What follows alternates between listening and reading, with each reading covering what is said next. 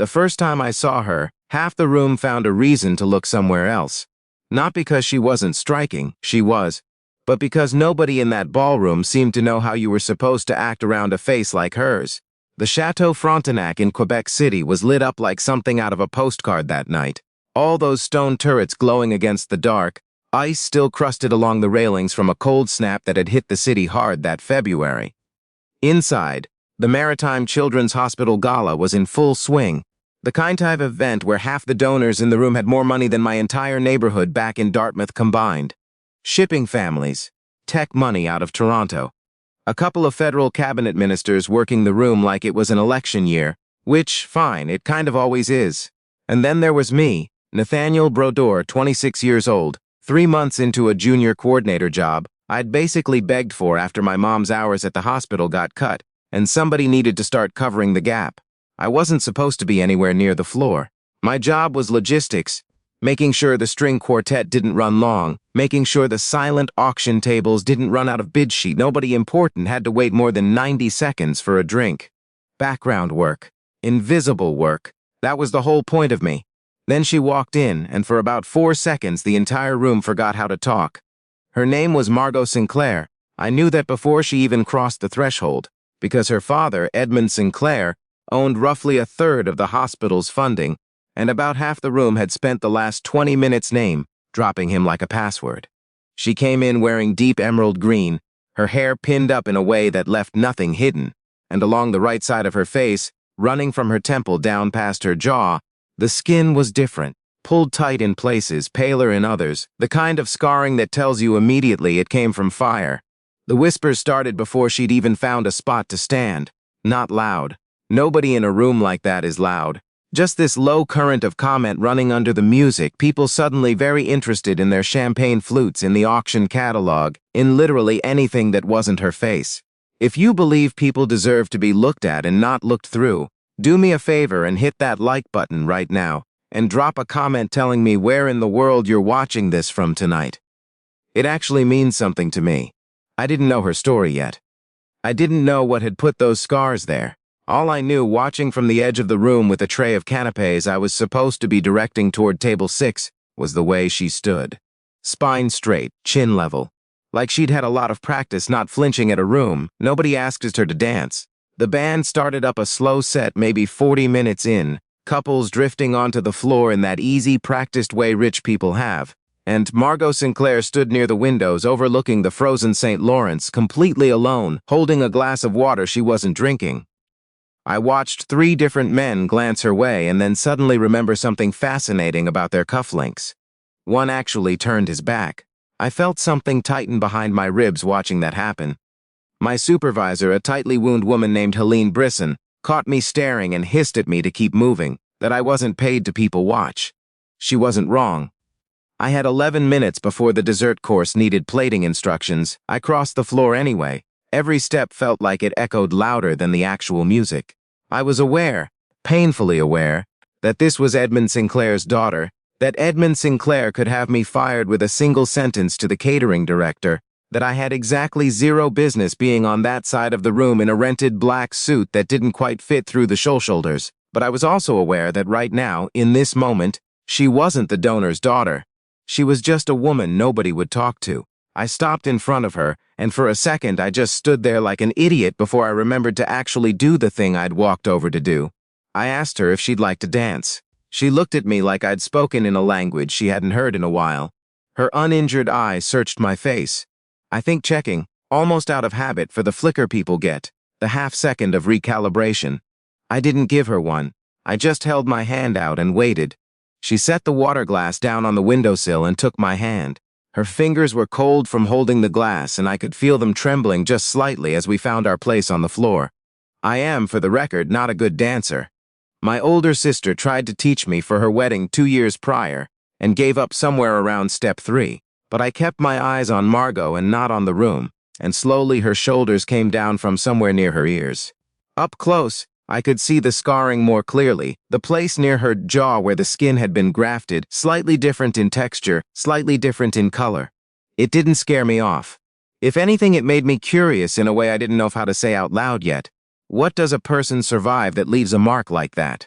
The music slowed further, and so did she, the tension easing out of her hand bit by bit, until it just felt like two people moving together, instead of one person performing calm. She looked up at me with an expression I didn't have a name for yet, something between disbelief and relief. For those 3 or 4 minutes, the whispers stopped mattering to me completely. I wasn't thinking about my job, or Helene Brisson glaring daggers from the catering station, or what Edmund Sinclair might say. There was just the quiet shuffle of feet and the low hum of a cello and a woman who, for the length of one song, didn't look like she was bracing for anything. Halfway through, I caught sight of a man on the mezzanine level watching us. Tall, silver at the temples, a posture that said money and used to being obeyed. I didn't need an introduction to know that was Edmund Sinclair. His face wasn't angry. It was something more complicated. Watchful, weighing, the look of a father who has spent a long time waiting for somebody to do exactly what I was doing. I'd learned later that 2 winters earlier, Margot had been driving home from a friend's place outside Halifax when she came across a car accident on the highway. A sedan flipped onto its roof, already smoking. She'd pulled a 9-year-old girl out through the back window seconds before the engine caught fully. The girl walked away without a scratch. Margot spent 4 months in burn recovery. The local news covered it for about a week and a half before the story moved on to something else, the way stories do, and what stayed behind, long after the cameras left, were the scars and the way people's eyes started sliding off her face in grocery stores. The song ended, and she didn't step back right away. Her hand tightened around mine, just slightly, like she was trying to hold on to the shape of the moment a little longer. Then she said something I've turned over in my head more times than I can count since. She told me she wasn't going to forget this. Not because I'd danced particularly well. God knows I hadn't. But because in 3 minutes on that floor, I hadn't once looked away from her face. There was a ripple of applause as the band wrapped the set, polite, a little uncertain, the way applause sounds when nobody's quite sure what they just watched. But something in the room had shifted. A woman near the bar actually walked over afterward and struck up a conversation with Margot. First real conversation, I'd guess, that she'd had at one of these things in longer than she wanted to admit. I figured that was the end of it. A nice moment, a story I'd tell my mother over the phone, nothing more. I was wrong. If you've ever had a moment like that, small on paper, enormous in the room, type the word "scene" in the comments. I want to know how many of you have been there, on either side of that floor. The next morning I got a call asking me to come into the Sinclair Maritime Group offices downtown Halifax, top floor, glass everywhere, the harbor spread out below like a postcard. My stomach was doing something unpleasant the entire elevator ride up. I figured I was about to get fired for overstepping, for putting my hands on a donor's daughter at a hospital fundraiser like I had any right to that floor. Edmund Sinclair didn't look angry when I walked in. He looked tired and curious, studying me from behind a desk that probably cost more than my mother's house. He asked me, flat out, why I'd done it. I told him the truth because I couldn't think of anything else to say. I told him nobody deserves to stand alone in a room like that, watching everybody decide she wasn't worth the risk. He was quiet for a long moment. Then he told me something that knocked the wind out of me a little. Margot hadn't gone to a public event in almost 14 months. She'd turned down therapy 3 separate times. She'd stopped answering calls from old friends who didn't know what to say to her anymore. But last night after the gala, she'd asked her father who I was. That conversation rearranged the next year of my life.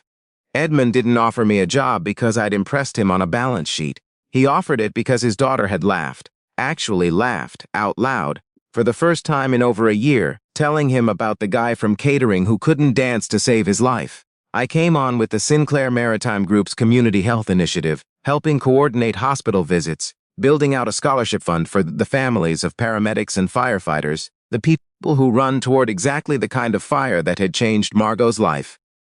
She started showing up to those meetings, quiet at first, standing near the back, then closer to the front, slowly walking back into rooms she'd spent over a year avoiding. The first time she spoke in public again was at the IWK Health Center, the children's hospital in Halifax. Her voice shook as she pulled off the silk scarf she'd taken to wearing over that side of her face and let a room full of kids in hospital gowns see her scars without flinching. She told them surviving something wasn't a thing you needed to hide. I stood at the back of that room with my heart doing something complicated in my chest. It wasn't a straight line from there, though. Growth never is. A few weeks later, Somebody dug up old footage of her from right after the accident, before the worst of the healing, and it made the rounds online with comments under it I won't repeat. A couple of board members at her father's company started asking quiet questions about whether her public visibility was good for the brand. I watched her scroll through some of those comments late one night after a phone-raising dinner, the old exhausted look creeping back into her eyes, and I reminded her of that floor at the Frontenac, the choice she'd made to step forward instead of back. Months went by. A year, almost. The Community Health Fund doubled its donor base. The paramedic scholarship program expanded into New Brunswick and PEI.